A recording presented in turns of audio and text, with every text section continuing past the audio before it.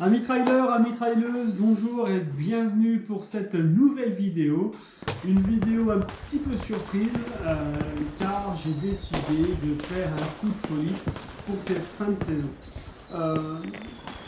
Comment m'est germé l'idée? Clairement, j'ai très bien récupéré de l'Infernal des Vosges, finisher des 210 km et des 10 500 de D+. J'ai pu reprendre un cycle d'entraînement assez rapide et qui m'a confirmé mes bonnes disponibilités.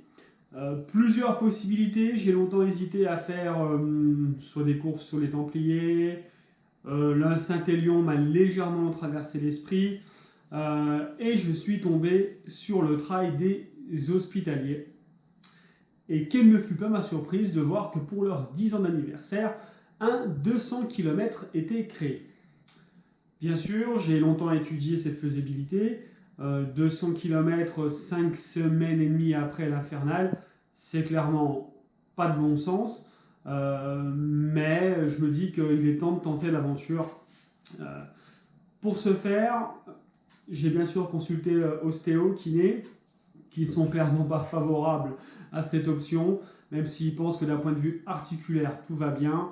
Mais forcément, ce n'est pas normal d'enchaîner 2 fois 200 en un laps de temps si court et surtout en fin de saison. Clairement, cette course, je la vois à l'opposé de l'Infernal des Vosges. Soyons tout de suite clairs, ce n'est pas un objectif, l'Infernal l'était, et surtout, je n'arrive pas avec les mêmes disponibilités. Mon corps est fatigué, j'ai entamé une partie de la fraîcheur. D'un point de vue articulaire, quelques petites douleurs, rien de méchant, mais forcément, je sais déjà que la course ne sera pas aussi facile, entre guillemets, d'un point de vue gestion que l'Infernal. L'Infernal, je partais avec de la confiance, je savais à peu près ce qui allait se passer. Là, je sais que mon corps va très rapidement arriver dans une zone d'inconfort et donc le cerveau, la partie mentale va être mis à rude épreuve et c'est là l'équation de la réussite de cette course. Honnêtement, 50-50. Pour moi, j'ai 50% de chance de réussir, 50% de chance d'échec. Ce qui fera basculer le 51e%, pour moi, c'est la tête. La tête, c'est clairement un de mes points forts, mais en fin de saison, on ne peut pas prévoir si vraiment la force mentale, la fatigue nerveuse ne va pas peser d'un point de vue négatif dans cette course. Cette course, pas d'assistance. J'y vais seul, donc forcément, ça va être plus compliqué. Cette course, même si le départ aura lieu à 7h du matin, donc je pourrais passer une bonne nuit de sommeil avant celle-ci, on est bien conscient que fin octobre, il va faire nuit plus tôt, faire jour plus tard, donc forcément des zones de nuit beaucoup plus intenses et importantes. Donc ça va être un facteur aussi déterminant. Pour ce faire, j'ai adapté toute ma stratégie, vous le verrez juste ensuite sur le matériel, en adéquation avec ce que je viens de vous dire. D'un point de vue chrono, pas d'objectif. J'ai décidé de faire un plan de course avec 20% de plus qu'à l'Infernal. Voilà, clairement, pour avoir des temps supérieurs. Soit il y aura la bonne surprise, et tant mieux, soit le bon chrono, ça sera bien. Et si je suis au-dessus, alors je sais qu'à ce moment-là, il faudra que j'accélère un petit peu. Les Hospitaliers, c'est le sud, on va dire, des Templiers, grosso modo. Paysage magnifique, des montées de 400, 500 D+, sauf un enchaînement plus important après la base de vie au 100e kilomètre. Un massif très rocheux, j'espère qu'on aura un temps un tout petit peu moins pluvieux que ce qu'on a ce week-end. Sinon, il faudrait être très vigilant sur ces parties rocheuses humides. Qu'est-ce que j'attends de cette course? 200 km, 9000 D+, 61 heures maximum. Disons que si j'avais la chance de mettre le même chrono qu'à l'Infernal, je serais très heureux. Si c'est moins, alors là, c'est merveilleux, mais finir, vraiment être finisher. Quoi qu'il se passe, ça ne m'enlèvera pas que ma saison est déjà magnifique. J'ai réussi tous mes objectifs. Les hospitaliers, c'est la cerise sur le gâteau, mais quoi qu'il se passe, ça restera une saison magnifique. Le but du jeu, c'est de... Voilà, j'ai vécu un 200 km très bon. La nutrition au départ m'a fait mal, mais surtout les 30 derniers kilomètres ont été compliqués à cause de mes pieds. Sinon, j'aurais pu sans aucun souci faire un meilleur chronomètre. Mais surtout, ce qui est hyper positif, c'est que d'un point de vue articulaire et osseux, il n'y a eu aucun souci. J'ai pu me relancer à des vitesses des fois surprenantes. Donc, je suis conscient de ça. Maintenant, je veux voir, dans ma limite la plus profonde, voir ce que le corps peut encaisser. Et ceci définira mes objectifs futurs sur du Tour des Géants ou des grands raids, pourquoi pas de plusieurs jours, où le facteur récup sera déterminant. Voilà pour la course. Je ne peux pas vous en dire plus pour l'instant. On verra ça sur la suite. Je vais enfiler un nouveau t-shirt que je vais vous présenter juste après. C'est la nouveauté aussi de cette course. Bien sûr que je vais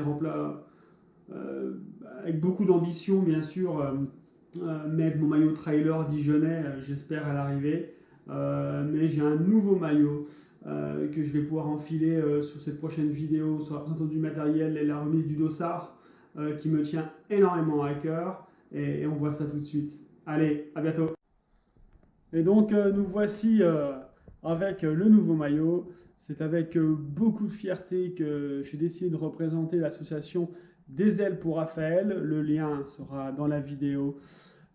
C'est pour moi hyper important de pouvoir partager et d'aider des associations comme des enfants polyhandicapés comme Raphaël, et aider à ma petite contribution ses parents dans le but de récolter des fonds pour la rééducation, que ce soit en France ou à l'étranger, de cet enfant, mais bien sûr de tous les enfants qui vivent ça. On a une chance énorme de pouvoir courir, marcher aux quatre coins du monde, j'ai envie de dire, sur des massifs fantastiques avec des points de vue merveilleux.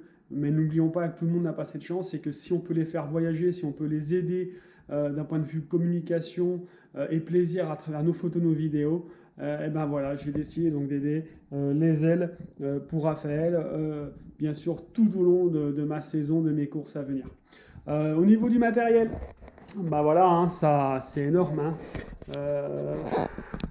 Encore beaucoup de matériel. Bon, on va les faire assez vite, hein, forcément. Bah là, c'est une course fin octobre. Donc, beaucoup de matériel à manches longues. Voilà. Rien d'extraordinaire. Un short 3/4, beaucoup de chaussettes. Là, je suis à fond Kalenji, hein, en ce moment, je le dis franchement. Et je ne suis pas sponsorisé par eux, mais leur matériel, je défie quiconque de me trouver du matériel à ce prix-là et avec cette qualité-là. Voilà, là on commence à ressortir les gants, hein, c'est jamais bon signe hein, sur les courses. Hein. Voilà, beaucoup de bœuf. La petite nouveauté, j'ai enfin investi sur une vraie batterie externe. Alors ça pèse son poids, mais au vu des conditions qu'on va avoir, ça va être assez important. Exceptionnellement aussi, je cours jamais avec, mais là j'ai pris le MP3 parce que ne voyant pas de famille et surtout avec des nuits assez longues, ça peut me servir. Voilà pour les nouveautés. Et cette fois-ci, on sort le sac de pluie aussi parce que je pense que ça va servir. Et la différence notable, c'est que là, je pars avec mon 20 litres en red light parce que justement, beaucoup plus de matériel, des bases de vie assez éloignées. Donc, il va falloir avoir du matos sur soi, c'est indéniable. Je dirais que principalement, vous voyez, par rapport à mon expérience, et ça, je pense que c'est important, j'ai déjà prévu mes blessures. Voilà, donc en fait, chaque sachet, vous voyez, là on voit par exemple genou droit haut, là adducteur gauche. Voilà, donc là il y a ici déjà tout mon ketep qui est prêt pour être mis sur les zones concernées dès les premières douleurs. Donc ça pour moi c'est important de ne pas perdre de temps et de pouvoir agir directement. Voilà, on va faire assez court, hein. Je veux dire, je pourrais tout vous présenter, mais ça ressemblera exactement à l'autre vidéo. Donc maintenant, il y a plus qu'à. Rendez-vous pour le dossard jeudi après-midi à Nant, N-A-N-T, dans l'Aveyron. Et je vous dis à très très vite pour une grosse aventure qui s'annonce palpitante, où tout peut se passer. Donc abonnez-vous, suivez-moi sur les réseaux sociaux, Instagram principalement. Et je vous dis à très très vite pour de nouvelles aventures. Allez, à bientôt, ciao!